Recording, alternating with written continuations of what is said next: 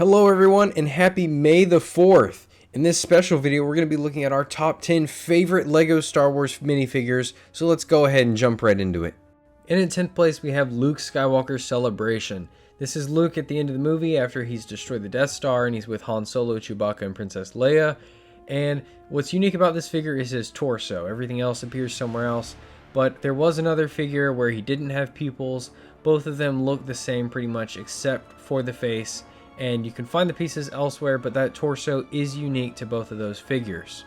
Now there is also a Celebration Han Solo and a Celebration Leia, but since there's no Celebration Chewbacca, I'm kind of not upset that I don't have them all, because unless you have the full crew, it's kind of not as valuable. In 9th place we have Newt Gun, and this figure showed up in the 2009 Separatist Shuttle and the 2011 Star Wars Advent Calendar. Now the torso, the head, and the helmet on this character are very unique. There was another Newt Gun released in 2012 where he's wearing his robes and he looks more like his episode 3 self rather than this one where he looks more like the animated version. But I really love having Newt Gun. He's a figure we've only seen twice and I'm glad to have him. Moving on to 8th place we have Watto with the dark bluish gray hands. There have been about 3 Watto figures overall in Star Wars, and this one came in the 2011 set with the pod racers, Sebulba's pod racer and Anakin's. And I just really love these molded figures. There's something about the Star Wars figures that are actual molded pieces that make them special, kind of like the ones you can get in the new Boba Fett's palace. I just like them more than the standard prints that they do on the regular minifig heads. Sometimes they don't look as great as if they were just to do a plastic mold. So I really love this figure. In 7th place we have another molded figure here. We've got Kit Fisto. Now there was one without a cape and with a cape. This is the one without a cape. He appeared in the Ark 170 Starfighter from 2010 and the Jedi Starfighter with Hyperdrive Booster from 2007.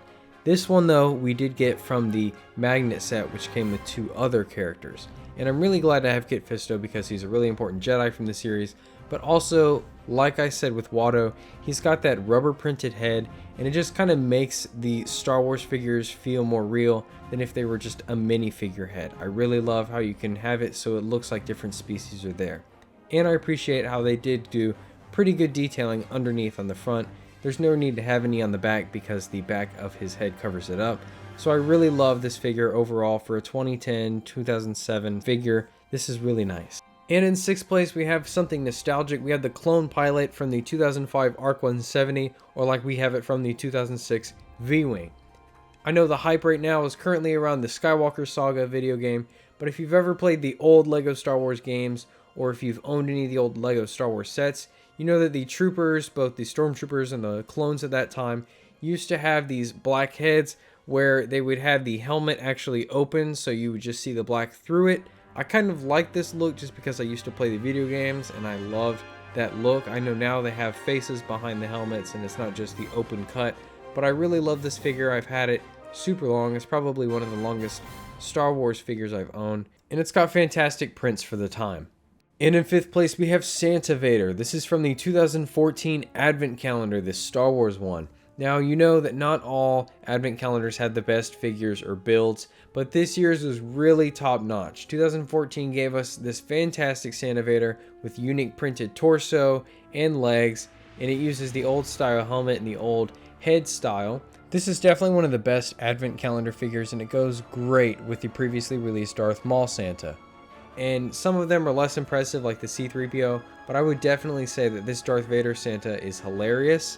I'd love to see a Christmas Palpatine in one of the future Advent Calendars. In 4th place, we have the Shock Trooper from the 2014 Coruscant Police gunship. Now there were 2 that came in this set, and we have had several Shock Troopers in the past. This is a clone trooper, but this is the best looking one. It's got the Phase 2 helmet, and there were 2 in the set, but they are very, very valuable. This is definitely one of the most valuable figures I have, because if you're trying to build an army of Shock Troopers, that's the only place you can get ones that are matching and that have these fantastic prints. It does use the animated series Clone Wars minifigure head that most of the sets at that time did, so it's pretty generic in that sense. It's kind of not the best looking clone head, but it's a really cool figure and you're not going to be displaying it without the helmet anyway, so it's no big deal.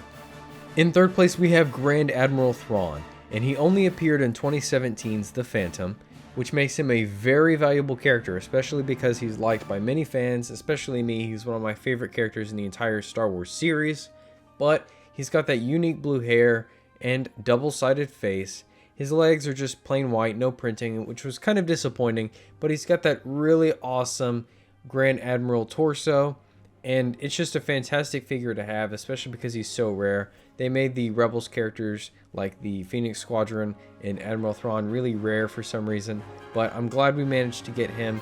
It's really cool to display him with the other Imperial officer characters that we've collected from other sets like the Star Destroyers.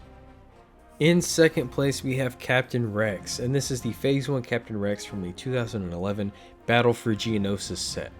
Now, he has plastic leg armor, plastic pauldron, and a little rangefinder on his helmet. This is really cool. I really love the Phase 1 helmets, especially. The printing is fantastic.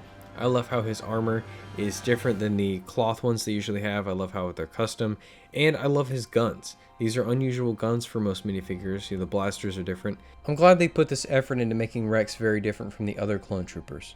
His face is different. It is in the Clone Wars animation style, but you can tell that it's Captain Rex, and I really appreciate how they made it different.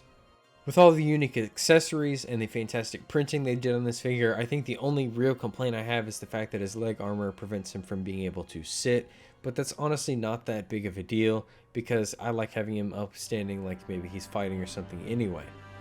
And in first place, we have the Ark Trooper from the 2012 Battle Pack, and honestly, this is a set we probably should have bought more of them. It's got the black leg cloth armor, it's got the red pauldrons, and it's supposed to have the rangefinder, but I prefer him with the visor instead. He's got two dual blasters, and these aren't the same ones that Rex has. These are actual standard blasters, and he's got a little pack on his back like he's carrying a backpack or maybe a communications thing. The Phase 2 helmet is fantastic. I love the prints on the front, on the legs, and the torso.